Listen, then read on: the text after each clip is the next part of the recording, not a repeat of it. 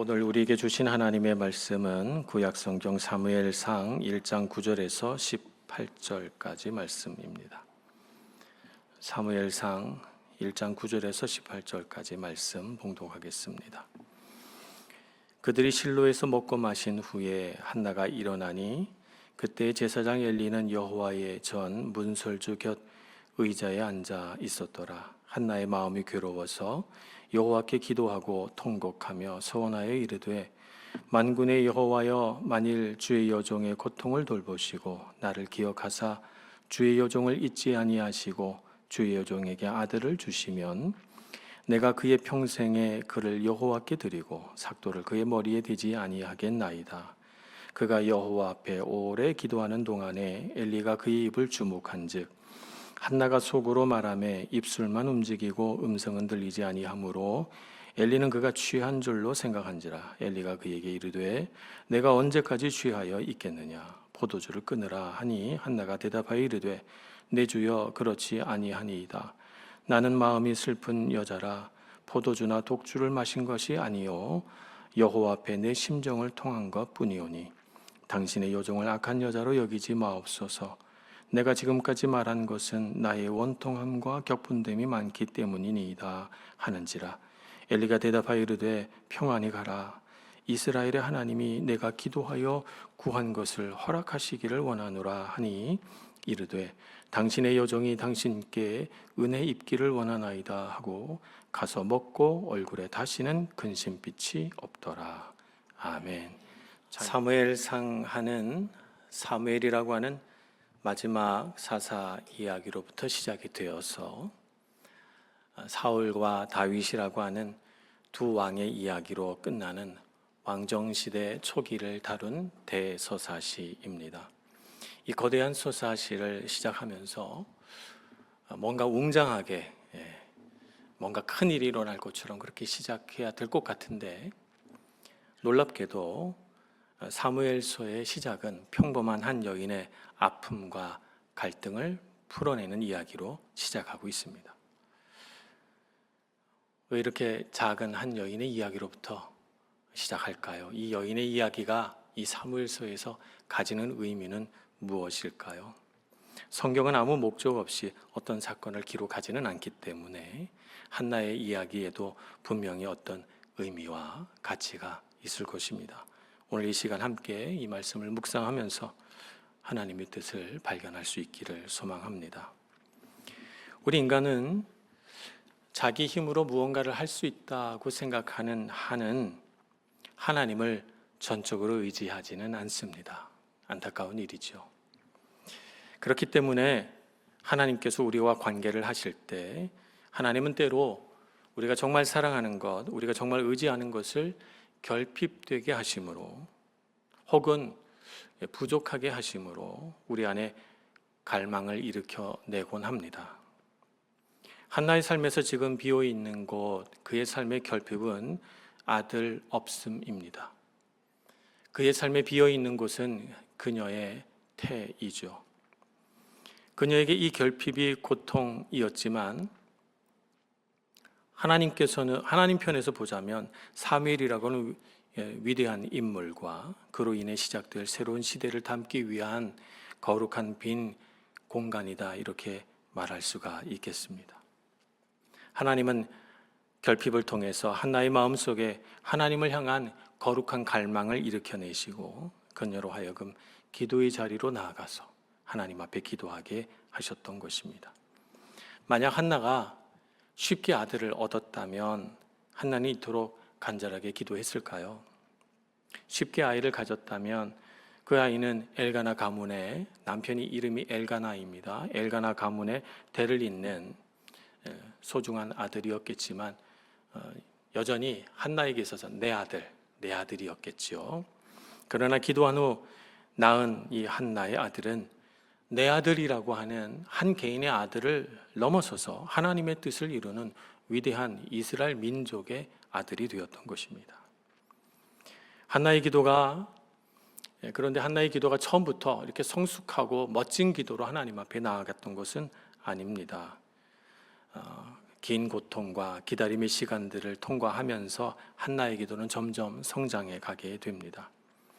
남편 엘가나에게는 아내가 또 한 명 있었습니다. 브닌나라고 하는 아내가 있었는데요. 이 브닌나는 한나와는 달리 아들을 낳았습니다. 아들이 있었기 때문에 아들이 없는 한나의 마음을 괴롭히고 또 격분시키는 일들이 꽤 많았나 봅니다. 그로 인해서 한나가 아주 마음이 괴로워져서 그래서 그것을 놓고 하나님 앞에 나아가게 됩니다. 그래서 처음 기도할 때는 이렇게 기도했을 것 같아요. 하나님, 왜 브닌나에게는 아들을 주시고 저에게는 왜 안 주세요?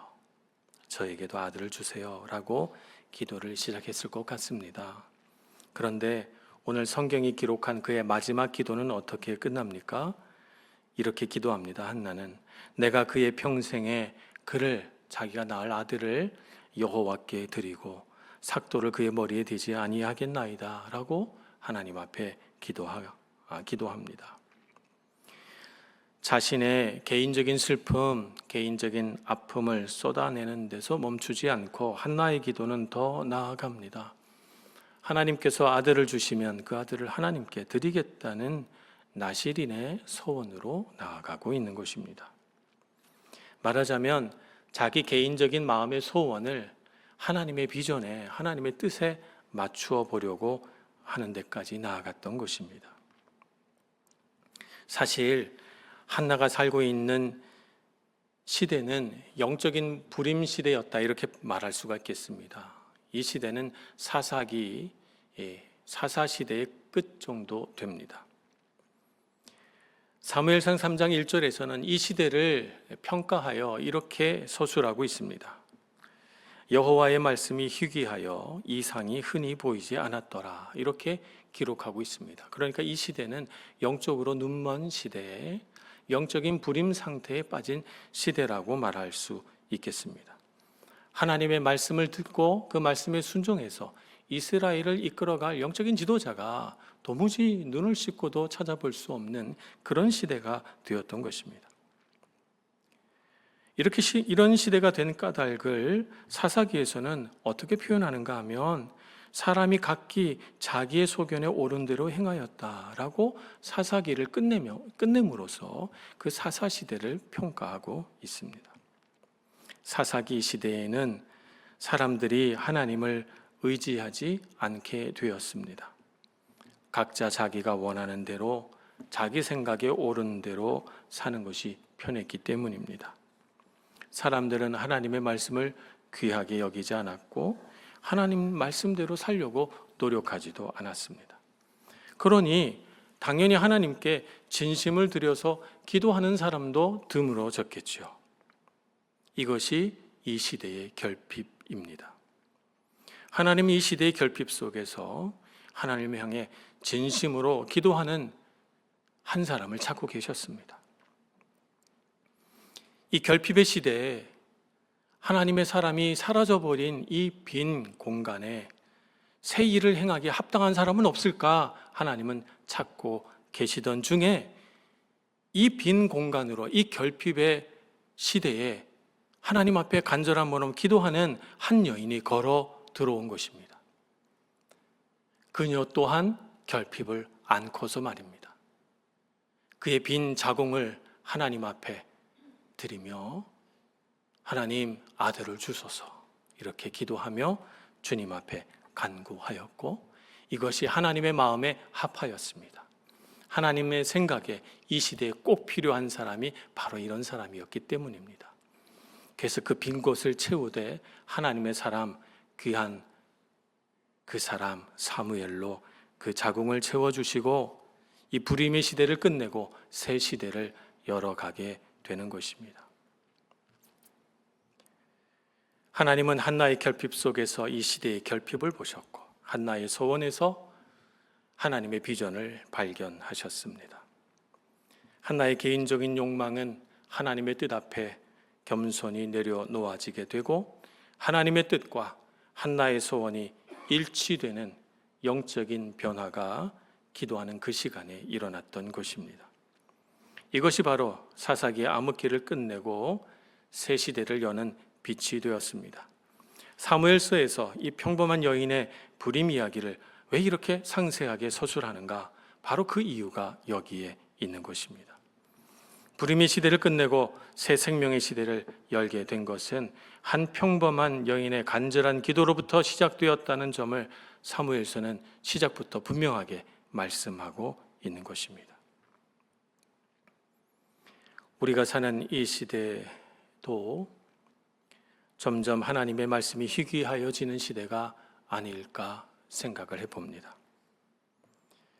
교회를 찾는 사람들은 점점 줄어들어 가고 기도하는 사람도 적어지고 점점 더 자기 속에는 옳은 대로 행하는 사람들은 많아지고 있기 때문입니다. 우리는 기도하고 있습니까?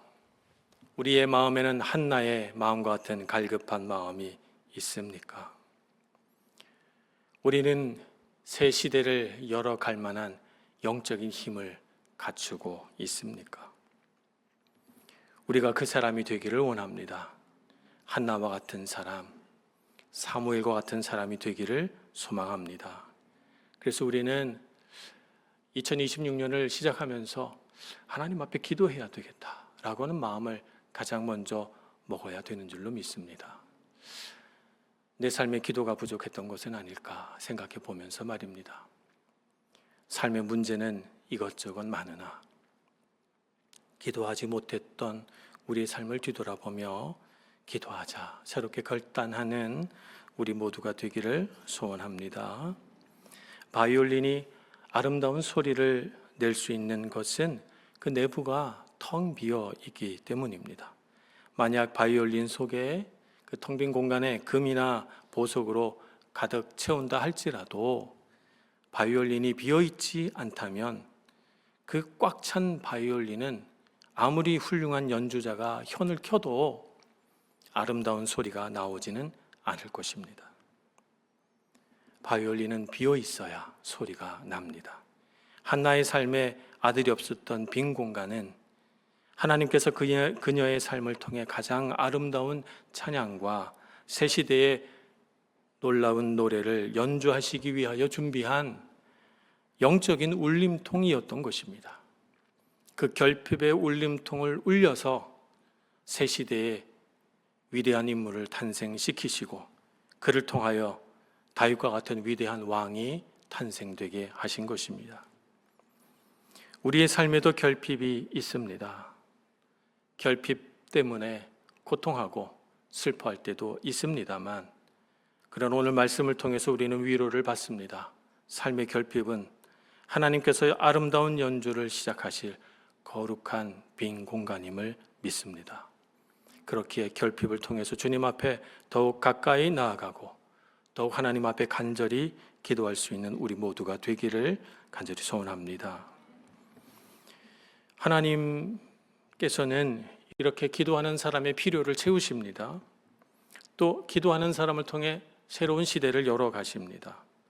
기도는 참 좋은 것이죠. 기도하는 것이 좋다는 사실을 모르는 사람 없을 것입니다.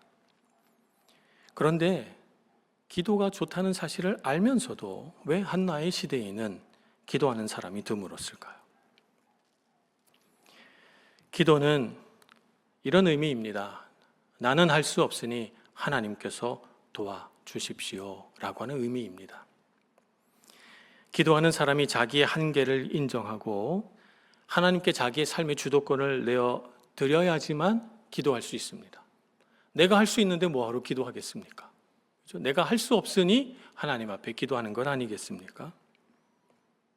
사사시대 때 사람들이 기도하지 않은 이유는 앞에서 다 자기 소견에 옳은 대로 살았기 때문이라고 했습니다만, 또 한 가지 그들의 삶의 문제, 기도하지 않은 문제는 그들이 가나안 땅의 풍요를 누리고 있었기 때문입니다.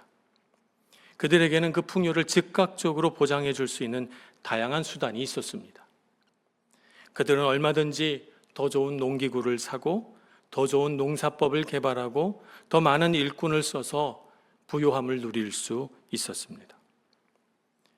그러다가 다른 민족이 침입해 들어와서 그 수확물들을 빼앗아 가면 그러면 그때 가서야 하나님께 부르짖었습니다.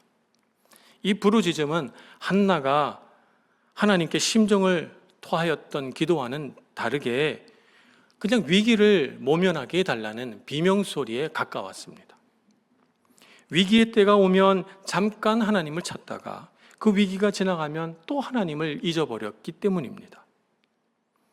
이스라엘을 불쌍히 여기시는 하나님께서는 그럼에도 불구하고 위기의 때마다 사사를 세우셔서 그들을 구원해 주셨지만 이스라엘 백성들은 안타깝게도 평안하면 평안할수록 점점 더 기도하지 않게 되었습니다. 이렇게 오랜 세월이 지나가고 사사시대가 끝나갈 무렵 하나님과 진실한 관계를 맺고 자기의 주권을 하나님께 드려 기도하는 사람은 정말 희귀하게 되었던 것입니다. 그래서 한나의 기도가 중요한 것이죠. 우리가 살아가는 오늘날 이 시대도 사사시대와 참 많이 닮아 있다는 생각을 해봅니다. 많은 사람들이 기도의 필요성을 느끼지 못합니다. 오늘날 우리에게 기도는 여전히 쉬운 문제가 아닌 것 같습니다. 기도가 좋다는 사실은 알지만 기도하기는 참 쉽지 않지요. 왜 그럴까요? 저는 이렇게 봅니다. 현대 과학 기술 문명과 물질주의가 기도의 자리를 대신하고 있기 때문은 아닐까 이렇게 생각을 해봅니다. 아프면 병원에 가고 돈이 없으면 대출을 받고 외로우면 SNS를 하면 됩니다. 하나님 없이도 삶을 사는데 아무 문제가 없다고 느끼기 때문에 기도는 어느새 우리 삶의 우선순위에서 한참 뒤로 밀려나 있다는 것입니다. 한나가 기도할 수 있었던 이유는 이 한나가 남들보다 더 경건했기 때문이 아닙니다. 하나님 외에는 다른 대안이 없었기 때문입니다. 인생의 절벽에 서서 하나님 앞에 기도하지 않을 수 없었기 때문에 한나는 하나님 앞에 꿇어 엎드렸습니다. 우리가 오늘날 기도하지 못하는 이유는 무엇일까요? 아직 내 손에 든 것이 많고 아직 내가 믿는 구석이 이것저것 있기 때문은 아닐까 생각해 봅니다. 요한계시록 3장 17절의 말씀은 마치 현대사회를 꿰뚫어 보는 것 같은 예언의 말씀입니다. 내가 말하기를 나는 부자라 부요하여 부족한 것이 없다 하나 내 곤고한 것과 가련한 것과 가난한 것과 눈먼 것과 벌거벗은 것을 알지 못하는도다. 오늘날 우리는 우리의 가난함을 알고 있습니까? 오늘 우리 이 시대가 절벽 끝에 서 있음을 알고 있습니까? 내 삶이 하나님의 도움 없이는 살아갈 수 없는 연약하고 한계가 분명한 인생임을 알고 있습니까? 우리가 가진 자원은 우리의 인생을 살아내기에 턱없이 부족합니다. 우리가 아무리 고등교육을 받았어도, 우리가 아무리 젊고 힘이 있어도, 우리가 아무리 많은 재물을 모아도 우리는 우리의 인생을 살아내기에 턱없이 연약하고 부족합니다. 우리는 하나님께 기도해야 합니다. 우리의 영적인 가난함과 우리의 눈먼 것을 알고 하나님을 더욱 간절히 찾는 우리가 되기를 소망합니다.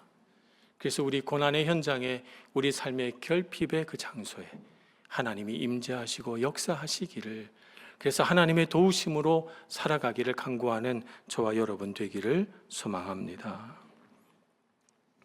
기도는 하나님과 인격적인 관계를 맺는 것입니다. 그 관계 안에서 내 삶을 향하신 하나님의 뜻을 분별하는 것이 바로 기도죠. 우리가 인간관계를 맺을 때 신뢰를 쌓고 상대방을 이해하고 서로 사랑하고 사랑받고 이렇게 하는데 시간이 걸리는 것처럼 기도도 하나님과 관계를 맺는 것이기 때문에 기다림과 인내의 시간이 필요합니다. 그런데 오늘날 현대인들은 이렇게 하나님과 관계를 쌓아갈 시간이 부족합니다. 물리적인 시간이 없는 것이 아니라 하나님 앞에 잠잠히 머무는 기다림의 시간이 부족합니다. 초고속 인터넷의 쇼츠는 1분이면 지나갑니다. 여기에 익숙해진 현대인은 하나님 앞에서 침묵하고 기다리는 이 영적인 이 지루한 작업을 견딜 수가 없는 거죠. 즉각적으로 응답하는 인터넷의 반응과 그 보상에 길들여진 우리의 뇌는 하나님 앞에서 잠잠하고 참고 기다리라는 이 말씀을, 이 기도의 과정을 받아들이기 힘들어합니다. 기도는 시간이 나서 하는 것이 아닙니다. 기도는 하나님 없이는 단 한순간도 살 수 없다는 영적인 파산 선고를 받은 갈급한 사람만이 할 수 있는 특권입니다. 한나는 인생의 절벽에서 기도를 통하여 일어섭니다. 기도를 통해 소망을 가지고 기도를 통해서 그의 삶이 변화됩니다. 기도를 통해 변화된 한나의 변화를 오늘 본문 18절은 이렇게 표현합니다. 가서 먹고 얼굴에 다시는 근심빛이 없더라. 슬픔에 잠겨 먹기를 거절했던 한나가 이제 음식을 먹기 시작합니다. 기도를 통해서 영혼의 허기가 채워지자 육신의 필요를 돌볼 여유가 생겼고 삶을 살아가야 할 목적과 이유를 발견했으므로 기쁘게 먹기 시작한 것입니다. 기도는 고통을 잊게 만드는 마취제가 아닙니다. 기도는 다시 삶을 살아갈 생명과 소망을 공급하는 통로입니다. 그래서 한나는 하나님께 기도한 후에 얼굴에 다시는 근심하는 빛이 없었다, 이렇게 기록하고 있는 것입니다. 상황은 변한 것이 없습니다. 아직 아이를 임신한 것도 아니고 분인나가 괴롭히는 일을 그만둔 것도 아닙니다. 변하는 것은 한나의 마음뿐입니다. 그런데 그 바뀐 한나의 마음이 상황을 바꾸어내기 시작합니다. 그의 삶은 기쁨으로 가득 차기 시작하고 소망을 가지고 먹고 기뻐하며 하나님의 때를 기다립니다. 그리고 생명을 잉태합니다. 예수님은 이렇게 말씀하셨습니다. 마가복음 11장 24절입니다. 그러므로 내가 너희에게 말하노니 무엇이든지 기도하고 구하는 것은 받은 줄로 믿으라. 그리하면 너희에게 그대로 되리라. 믿음의 기도가 이렇게 중요한 것입니다. 기도가 응답된다는 것은 눈에 보일 때가 아니라 믿음으로 취할 때 시작된다고 말씀하고 있는 것입니다. 빌립보서 4장 6절 7절은 이렇게 말씀합니다. 아무것도 염려하지 말고 다만 모든 일에 기도와 간구로 너희 구할 것을 감사함으로 하나님께 아뢰라. 그리하면 모든 지각에 뛰어난 하나님의 평강이 그리스도 예수 안에서 너희 마음과 생각을 지키시리라. 한나의 마음속에 있던 근심이 사라진 것은 바로 하나님의 평강이 그녀의 마음을, 그녀의 생각을 지키기 시작했기 때문입니다. 이전까지 한나의 삶은 분인나라고 하는 대적에게 가해자에 의하여 좌지우지되는, 영향을 받는 피해자의 삶이었습니다. 그러나 한나는 이제 더 이상 피해자의 삶을 살지 않습니다. 한나는 더 이상 분인나의 도발에 반응하지 않습니다. 승리자의 삶을 살아갑니다. 한나의 시선은 괴롭히는 분인나를 바라보는 그 관점에서 은혜를 베푸시는 하나님에게로 초점을 옮겨갑니다. 하나님을 바라보죠. 한나는 하나님 앞에 기도하러 나갈 때 문제를 들고 나갔습니다. 내 삶의 문제, 내 삶의 결핍을 들고 나갔지만 기도를 마친 후 한나는 하나님의 약속을 가지고 돌아옵니다. 엘리 제사장이 말한 것처럼 하나님께서 내가 기도한 것을, 내가 구한 것을 허락하시기를 원하노라 라고 하는 이 한 말씀을 마음속에 간직하고 하나님께서 허락하셨다 믿고 믿음으로 살아간 것입니다. 기도하기를 찾기 어려운 이 시대에 우리 자신의 결핍과 빈 공간을 주님께 내어드릴 사람이 누구입니까? 간절한 마음으로 기도할 사람을 하나님께서 찾고 계십니다. 주님 앞에 엎드려 기도하는 우리가 되기를 소망합니다. 기도하는 가운데 주님께서 우리에게 생명과 약속과 평강을 주실 줄 믿습니다. 주님께서 우리에게 소망과 기쁨으로 채워주시리라 믿습니다. 2026년 한 해 동안에는 정말 하나님 앞에 기도하자 결심하시고 기도의 자리에서 우리 삶에 놀라운 하나님의 역사가 일어나는 것을 경험하는 저와 여러분 모두가 되기를 간절히 소원합니다. 기도하겠습니다. 하나님, 연약한 우리의 손을 잡으시고 우리의 삶을 통하여 하나님의 영광을 드러내 주시니 감사합니다. 우리는 때로 인생의 문제 앞에 탄식하고 고통하며 하나님 앞에 기도하지만 하나님의 놀라운 섭리와 하나님의 그 무한하신 사랑은 우리 삶에 하나님의 영광을 드러내시는 줄로 믿습니다. 주님을 의지하고 기도하게 해주시고 믿음으로 간구하게 해주시고 한나처럼 평강과 기쁨 속에 살아가는 저희들 되게 하여 주옵소서. 예수님의 이름으로 기도합니다. 아멘.